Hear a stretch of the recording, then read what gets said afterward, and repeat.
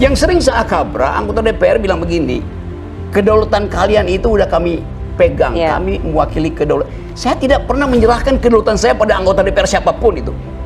Yang saya serahkan adalah kepentingan politik saya 5 tahunan. Itu intinya tuh. Jadi dari awal kita mesti tegur atau memberi kisi-kisi, anggota DPR itu tidak boleh mewakili kedaulatan rakyat. Dia hanya boleh mewakili kepentingan rakyat. Itu soal pertama tuh. Kedaulatan tidak pernah diserahkan, sebab kalau diserahkan, hilang, rakyatnya hilang. Rakyat itu identik dengan kedaulatannya. Jadi yang saya sering lihat tuh arogansi anggota DPR ini pasti nggak arogan dia, karena dia ngerti membedakan. Ini antara hari ini dilantik, 5 tahun lagi kita nggak tahu, untuk menguji karakter seseorang berikanlah dia kekuasaan. Ya sebelum 5 tahun gua pecat semua mereka. Pengamat politik Rocky Gerung memberikan kuliah kepada senator dari PDIP terkait dengan etika DPR. Hal itu Rocky sampaikan dalam dialog yang diselenggarakan oleh CNN Indonesia. Awalnya, Rocky Gerung memberikan pandangannya bahwa DPR tidak bisa mewakili kedaulatan rakyat. Karena jika kedaulatan rakyat diwakili, artinya rakyat tidak ada lagi. Fungsi DPR menurut Rocky Gerung adalah menjalankan aspirasi rakyat selama 5 tahun. Parlemen itu selalu udah setelah di skincare baru kita bisa oh wajahnya begitu. Setelah dipoles. Tetapi kalau orang berargumen baru kita tahu tuh bahwa skincare-nya dia itu 3 cm tebalnya atau sekedar untuk kebutuhan kamera, kan itu yang mesti kita lakukan.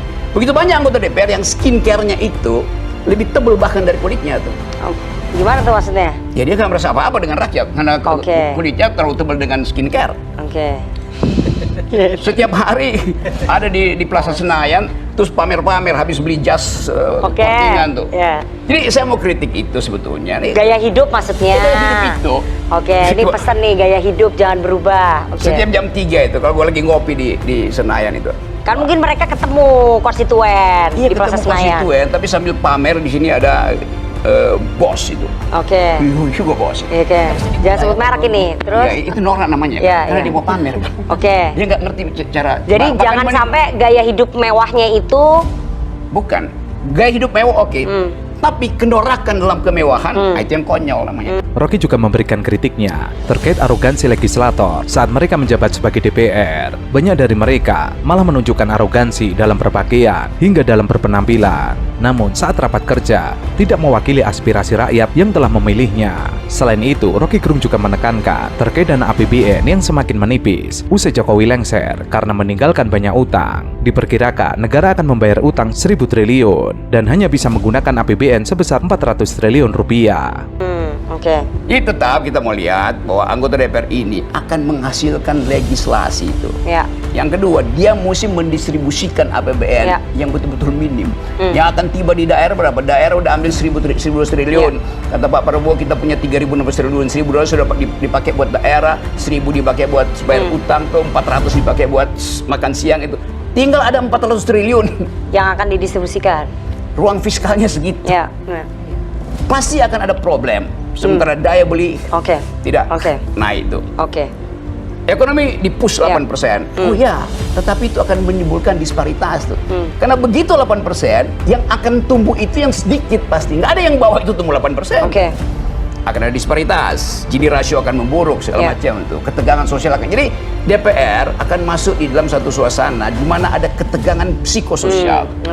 Secara sosial jelas-jelas itu akan ada disparitas. Secara psikologis masih ada masalah.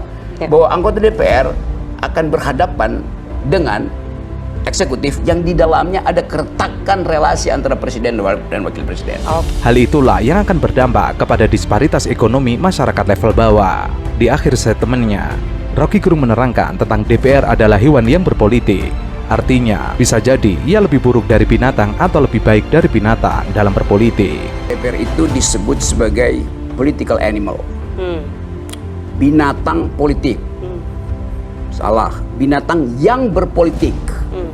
Terjemahan dari political animal bukan binatang politik, tapi binatang yang berpolitik. Artinya, di atas kebinatangan ada satu kualitas yang tidak dipunyai oleh binatang, yaitu berpolitik. Apa itu berpolitik? Berpolitik artinya mendistribusikan keadilan.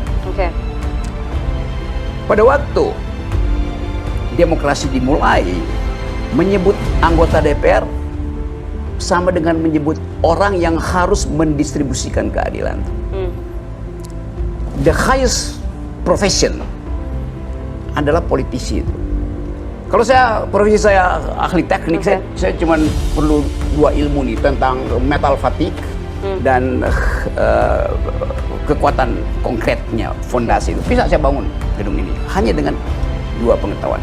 Kalau saya seorang dokter, saya cuma butuh 2 ilmu. Satu farmakologi. Oke, kenapa? Ya nggak apa-apa. Lanjut. Ya oke, lanjut. Gimana sih Bang Rocky? Kalau saya dokter, saya cuma perlu 2 ilmu, farmakologi dan anatomi. Ya.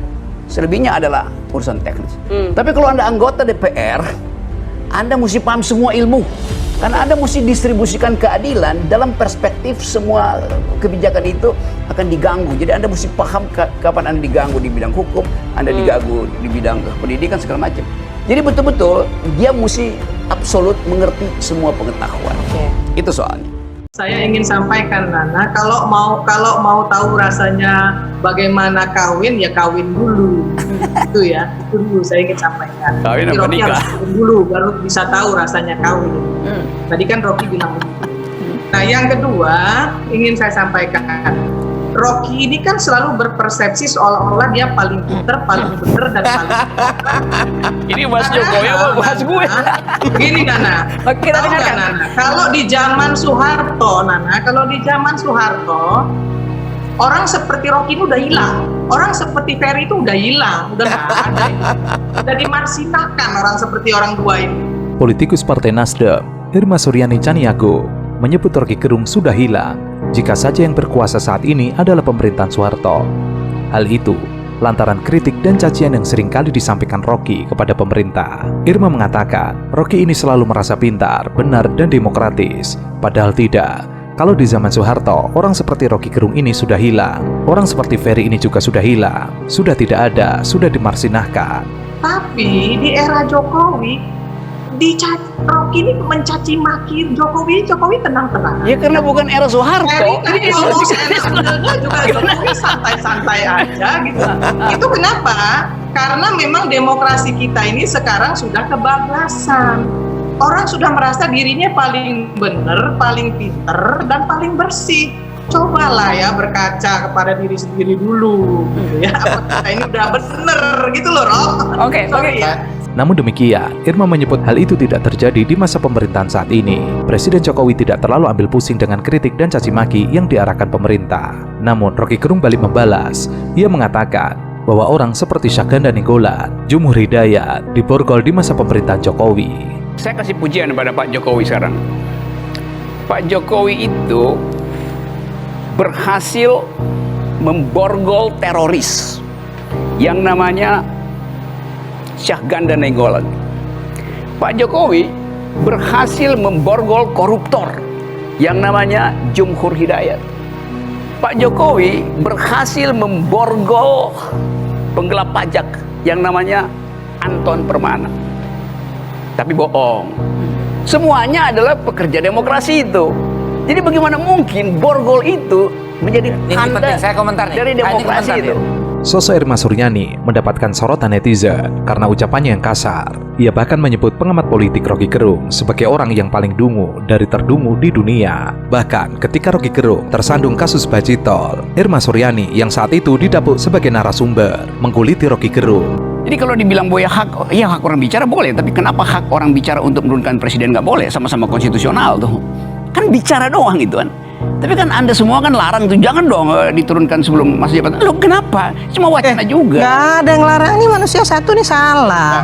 Demokrasi mengatakan bahwa orang boleh melakukan demonstrasi. Gak ada yang larang. Saya suka demonstrasi boleh, itu sah secara hukum. Gak ada yang larang. Kalau dia bilang dilarang, gak akan ada demonstrasi kemarin.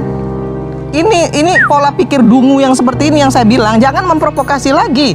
Situasi hari ini nggak usah diprovokasi lagi. Kita fokus Rosi pada demo. Mungkin konteksnya Bu Rocky Tidak bisa. Lu jangan begitu pola berpikirnya lu. Waktu itu soal